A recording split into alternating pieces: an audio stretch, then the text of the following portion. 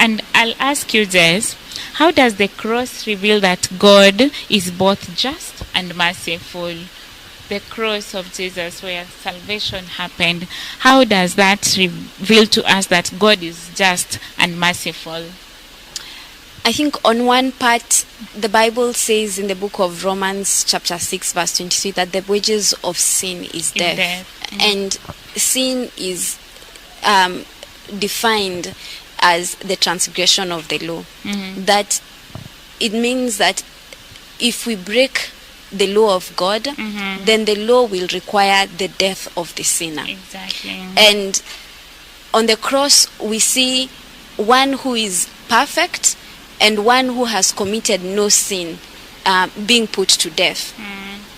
Because sin required that us who had broken the law of God, at least on the first part when Adam sinned in the Garden of Eden, and now all humanity, the full seed of Adam following, has been sinful ever since. It required that one would die so that the law, the demands of the law may be satisfied. Because if you sin, then you're required to die.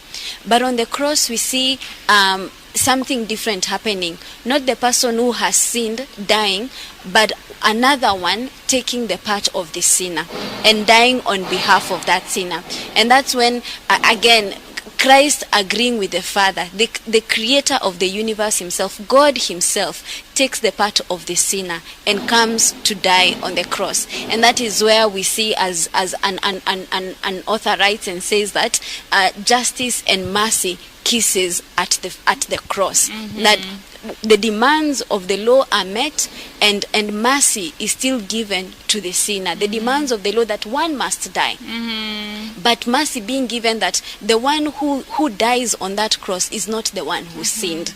It is another one who dies, so that mercy can be given to the one who had actually sinned. That the sacrifice that was required of God is satisfied by the person of the Son of God himself. And we end up experiencing mercy from God, because now Jesus has died on our behalf.